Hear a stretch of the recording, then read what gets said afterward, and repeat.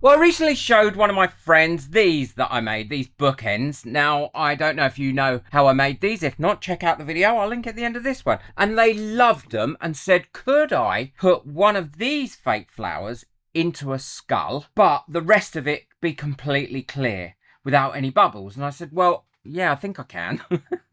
But unfortunately, I don't have a pressure pot at the moment because I dropped the lid and broke one of the valves and it doesn't hold any pressure, and I'm certainly not going to try and repair it myself because I don't think I'm clever enough, and I think it's too dangerous for me to do that. So I'm saving up for a new one. I want to make sure this mold is completely clean. I'm going to show you in this video how I can attempt this and hopefully achieve it without using a pressure pot to reduce my bubbles so that there isn't any in it.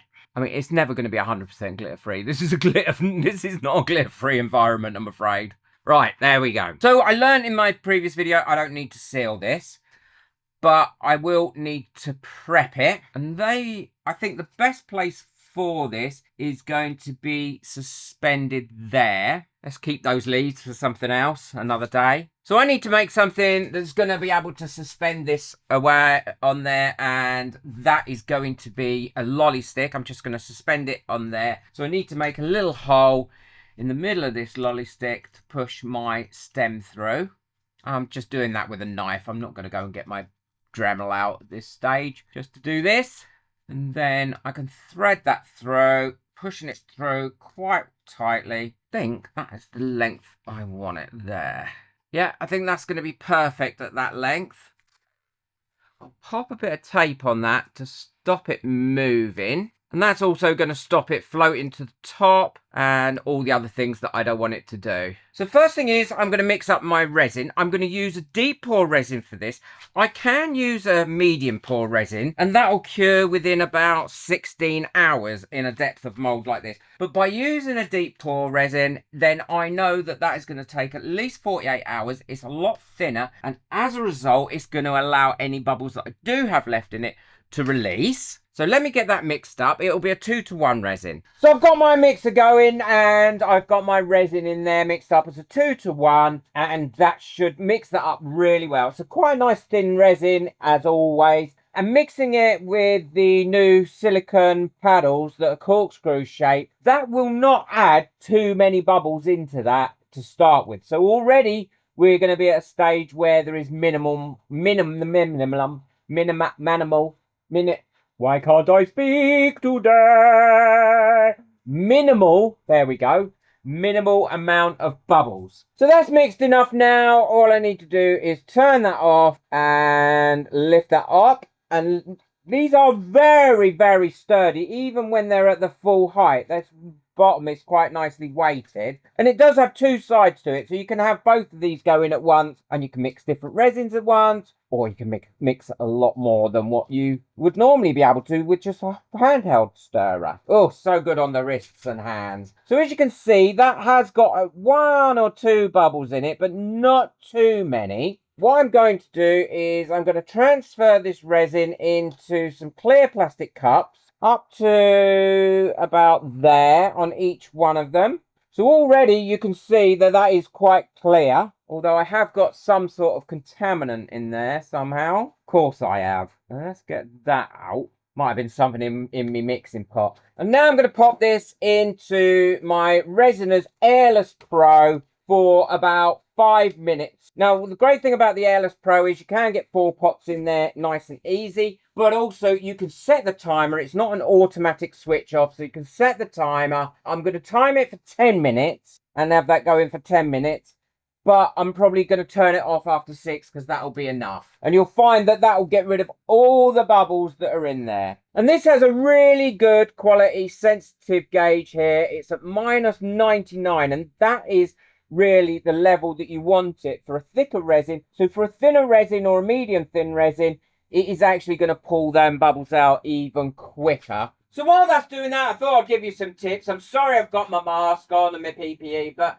I'm working in my resin room and I've got resin everywhere at the moment, either curing or doing something. My first biggest tip is, now I know I mentioned this a lot, but always use the correct resin for the project you want to do. I've got quite a few members only videos on my channel, And if you remember, if you're a paying member of my channel, it's only $4.99. You get so many perks. You get access to that as well.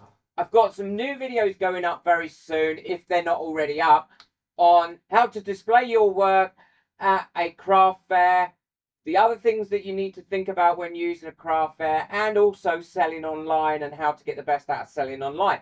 There's lots of videos on there. There's also a Facebook group as well that you could join, and my members have a ball. They really are a great group of people. And the biggest thing about that group is it's friendly, it's never nasty, it's supportive, and there's never any silly questions. You can ask as many questions as you like. There's no such thing as a silly question in that group. I love that group. It has become so important to me. So if you'd like to join, check out the join button in the description below. I'm sure you'll love it. And you can hear what members have got to say about it in the comments as well. So that should have had its time now. I can just push that and turn it off. Release the little valve at the back, which will let all that vacuum out. And then just take my lid off. And the great thing about deep pour resin is you get a lot of working time.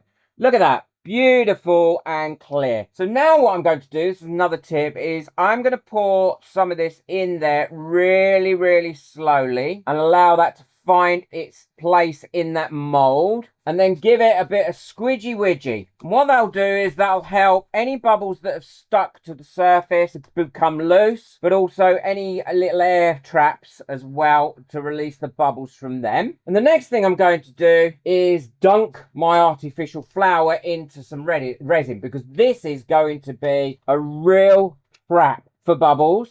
And I'm pouring my resin over it as well to try and get all those that filled up or coated in resin. And then you are far less likely to trap bubbles in that, I discovered. There we go. It would have helped if I hadn't have poured it all over the stick, but then would it be me if I didn't make a mess? Hey, Jay. Jay's my friend, and he just, oh, he has a real thing about the mess I make. It really disturbs him. So I'm going to give that a little bit of a tap now, and that should have helped cover everything in resin. And now I can pop that into there up to where that stick is, moving some of these little fronds around as well if they're not in place where I want them. Yeah, I'm happy with that. Now, as you'll see, where I've introduced that in, I've introduced 1 or 2 more bubbles into this, but I'm not too worried about that because they will rise and come out. Again, I'm going to do this really slowly to allow that to fill that mold and to cover that dried flower. It's not a dried flower at all, is it? It's an artificial flower. And to cover that artificial flower. Trying not to get too much on the stick. Now, I need to ensure that when I fill this up, I fill it just below where this stick is going to be, because I don't want this stick to cure into the resin that I've poured into the mold. So that's deep enough. I've left about 2 mil. I need to just check that that is not, no, that is certainly not touching that resin under there. And as you can see, 1 or 2 bubbles have come up from pouring. Always remember, never a torch, always a long neck lighter. And what I'm going to do is spend probably about 20 minutes guarding this. I'll listen to some music, and as bubbles come up, I will just burst them like this. And then hopefully, with all that we've done, we should have a really clear casting at the end. So what I'm going to do now is I'll guard this for the next 20 minutes, burn off any bubbles that come up to the top, and then I'll show you what it looks like in 48 hours when it's cured.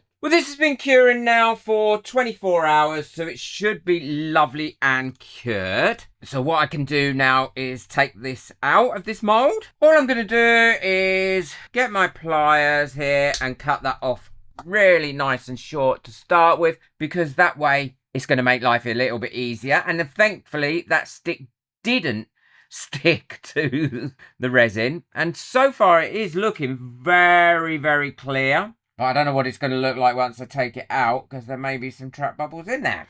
But if it doesn't work out, then I'll just have to wait to do it for them until when I get a pressure pot again. Oh no, that looks good. I really like that. and there's hardly any bubbles in it. See, that's what the difference is. It makes such a difference when you ensure that you've got no bubbles in it to start with, and also no trap bubbles by dunking your flowers in. I think that has come out really, really pretty. I love the way it magnifies going all the way through. Now, because I didn't fill the mold up completely, it is a little bit sharp around these edges, and I don't want that at all. So I'm going to quickly go around with using my deburring tool just to smooth that off. Now remember, whenever you're using a deburring tool, little bits at a time.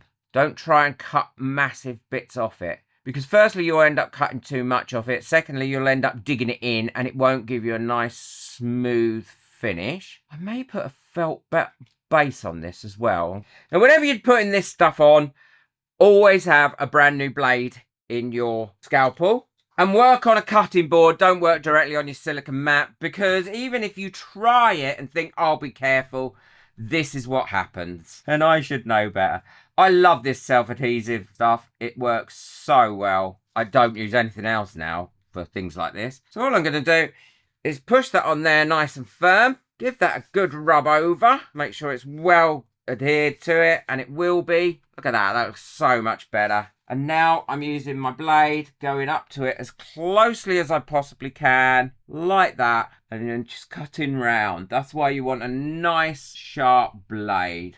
And I just follow the contours of what it is I'm cutting round. So there we go, that's all finished now. I think that's come out really well. It just finishes things off so much better. Look how good that looks. I think that does look like a real flower in there. I love the way it magnifies as it's going through. And it's come out really well. I can't see a single bubble in there. Using the right resin and the right tools really does make a difference. Check out the video I've got coming up next on the other types of artificial flowers that I've used and how good they look. I think you'll love that. Boot the like button, hit the subscribe button. But most of all, enjoy your resin. Take care. Bye.